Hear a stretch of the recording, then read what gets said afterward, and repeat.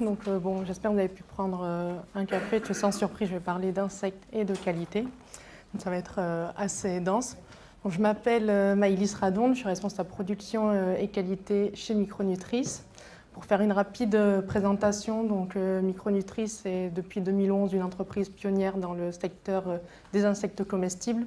Et nous avons 3 cœurs de métier. Donc, le premier, c'est l'élevage d'insectes, puisque nous élevons nos 2 espèces d'insectes, le ténébrion et le grillon, sur notre site à Toulouse. Ensuite, notre deuxième cœur de métier, c'est la transformation primaire, c'est-à-dire que nous passons de l'insecte vivant à une matière première agroalimentaire. Et enfin, nous avons un métier de développeur, puisqu'avec ces 2 espèces d'insectes que nous élevons, nous proposons des produits à base d'insectes de qualité et à haute valeur nutritive. Donc une petite précision qui est importante puisqu'on parle de qualité. Chez Micronutrice, tous nos insectes sont élevés sur notre site à Toulouse. Nous n'importons aucun insecte qui nous permet vraiment de maîtriser la totalité de notre chaîne de production. Donc, à l'heure où la filière des insectes comestibles devient une filière émergente en Europe, l'EFSA soulignait en octobre 2015 que les entreprises du secteur de l'élevage et de la transformation des insectes comestibles devaient réaliser une évaluation des risques sanitaires sur leur site. Donc, fin décembre 2015, Micronutrice devient la première ferme d'élevage d'insectes comestibles au monde à être certifiée ISO 22000. Donc, c'est une norme internationalement reconnue pour le management de la sécurité sanitaire. Donc, aujourd'hui, on en a beaucoup parlé hier, on sait qu'un des challenges majeurs pour la filière, c'est de produire des insectes en masse, avec des coûts de production qui sont plutôt bas, mais tout en respectant les exigences sanitaires en vigueur. Donc, l'objectif de cette présentation aujourd'hui, bien sûr, ça va être de parler des systèmes qualité existants pouvant encadrer la filière des insectes comestibles et aussi de partager notre expérience d'entreprise qui a pu éprouver et surtout faire reconnaître un système qualité qui a fait ses preuves et qui est aujourd'hui certifié. Donc on a beaucoup parlé, il est légitime de s'interroger sur la sécurité sanitaire des insectes qui sont mis sur le marché aujourd'hui et des standards qualité pouvant encadrer la filière. Donc, quelle réglementation en matière sanitaire aujourd'hui? Donc, dans tous les cas, les textes de base du paquet hygiène sont applicables.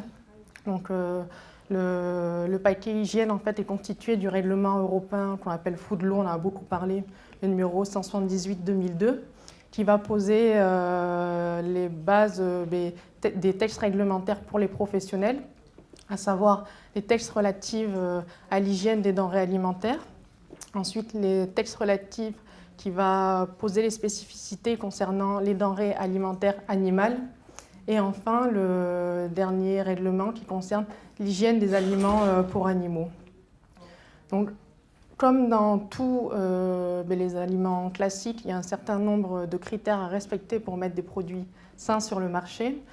Il est indispensable de réaliser des études concernant la microbiologie, la chimie, les aspects physiques, parasitaires, ainsi que bien évidemment le risque allergène qu'il peut y avoir sur les insectes.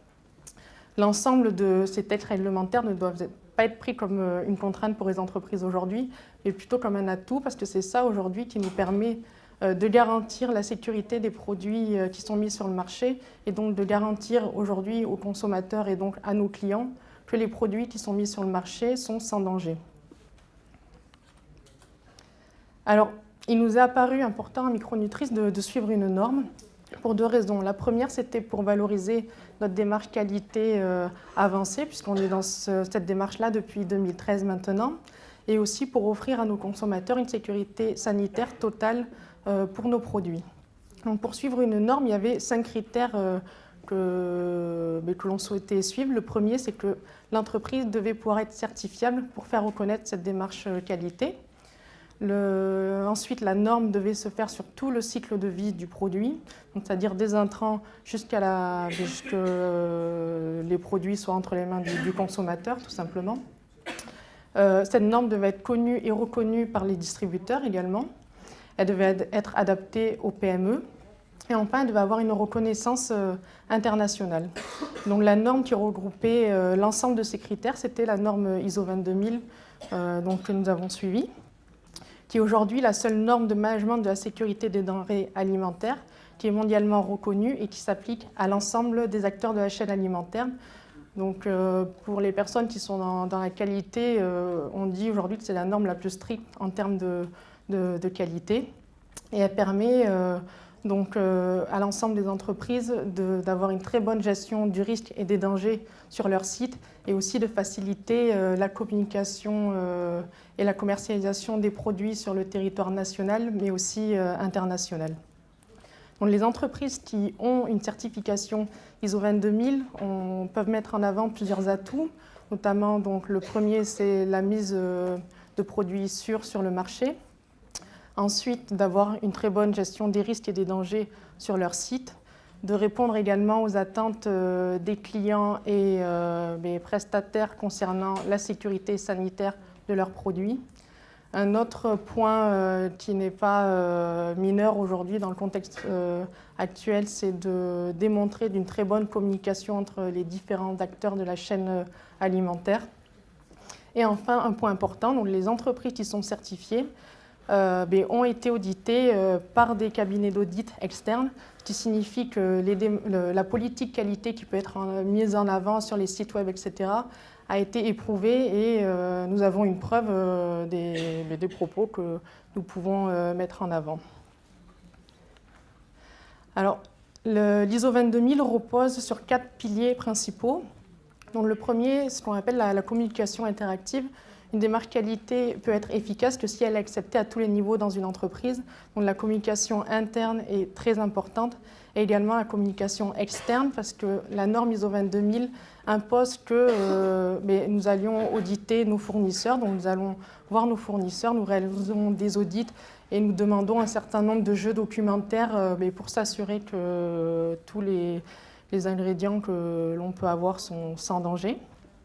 Deuxième point, c'est le management du système et des ressources, donc les ressources économiques dédiées à la qualité, mais également les ressources humaines, puisque nous réalisons régulièrement des formations pour nos salariés et notamment aussi, et c'est obligatoire, la mise d'autocontrôle sur notre site. Troisième point, c'est la mise en place de programmes prérequis. Donc je reviendrai plus en détail plus tard, un moyen d'avoir une maîtrise vraiment totale sur notre site des dangers qui peuvent apparaître.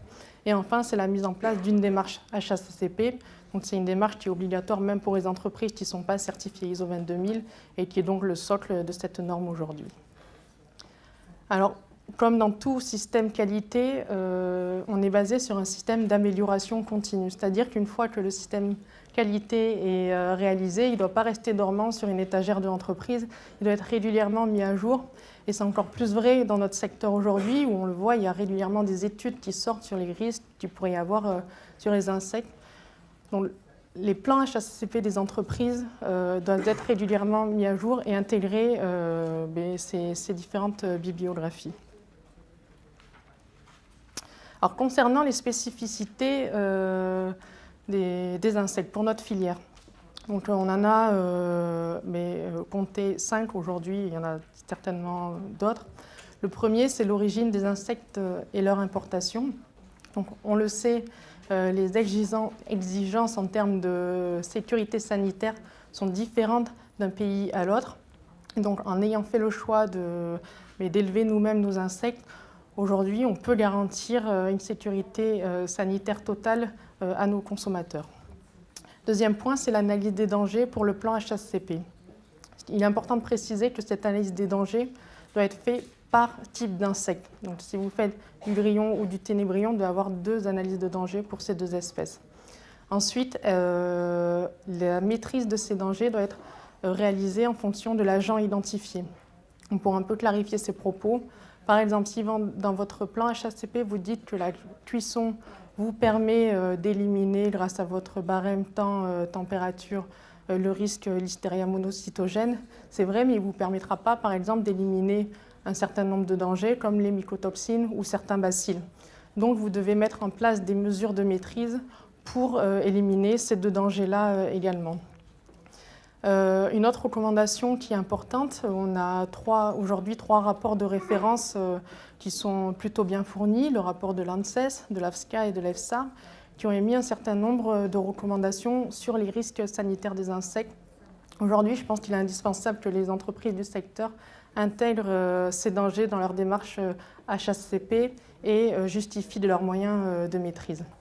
Et enfin, comme dans toute entreprise du secteur agroalimentaire, une veille réglementaire et scientifique rigoureuse est nécessaire, donc comme je le disais, pour incrémenter les démarches qualité des entreprises. Troisième point, c'est la traçabilité des lots. Donc, la spécificité des insectes, c'est qu'on est dans le monde de l'infiniment petit. Donc, on ne gère pas un lot d'insectes comme on pourrait gérer un lot de bovins, par exemple. Donc, ça, c'est aux entreprises d'intégrer cette spécificité dans leur démarche qualité. Et il faut prendre en compte, donc, il y a trois types de traçabilité. Donc, la traçabilité amont, donc, qui va concerner la traçabilité des fournisseurs. Il est important que tous les intrants soient tracés.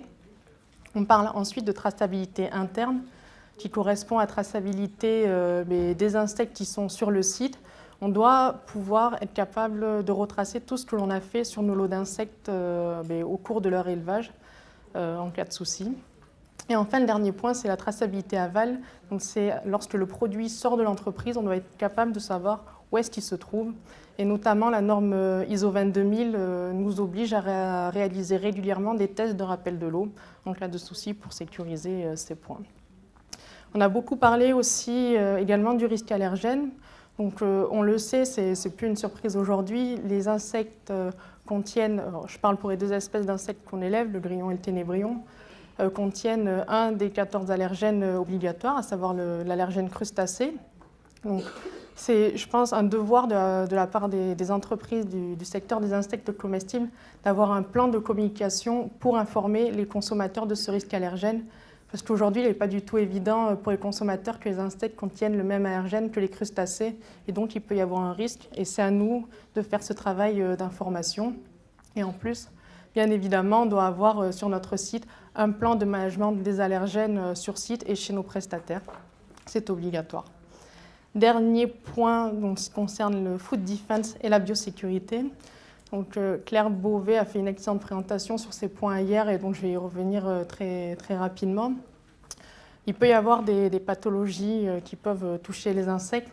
Donc, les entreprises aujourd'hui doivent mettre en place des mesures préventives afin de limiter la diffusion et la transmission, ça peut être de façon accidentelle ou malveillante, de pathologies sur les populations d'insectes qu'il peut y avoir sur site. Donc ça, c'était les 5 principaux points concernant la qualité et la spécificité des insectes. Donc pour conclure, finalement, grâce à la certification ISO 22000, une entreprise du secteur insectes comestibles peut montrer aux clients, partenaires et observateurs extérieurs qu'il est possible de garantir une maîtrise sanitaire totale et de proposer des produits alimentaires sûrs aux consommateurs.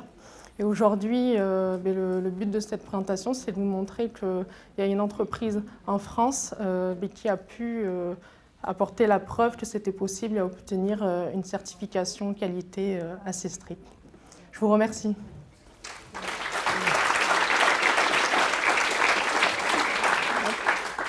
Merci pour votre présentation. Vous n'avez pas évoqué Novel Food. Comment vous vous situez par rapport à ce règlement? Merci, c'était la question que j'attendais. Ça va me permettre de répondre à tout le monde. C'est vrai, ces 2 jours, c'est la question qu'on me pose régulièrement. Alors malheureusement, je ne suis pas le législateur, donc je ne vais pas vous apporter une réponse très précise sur ces points. En revanche, ce que je peux vous dire, c'est qu'aujourd'hui, il y a 2 lectures possibles du règlement Novel Food à l'heure où je parle. Et donc, bien évidemment, il y a une position des industriels et une position des autorités. Donc, nous, Micronutris, bien évidemment, on suit la position des industriels qui est portée aujourd'hui par l'IPIF, donc notre interprofession, et qui a émis une note très claire sur ce sujet. Donc, je vous invite à la consulter.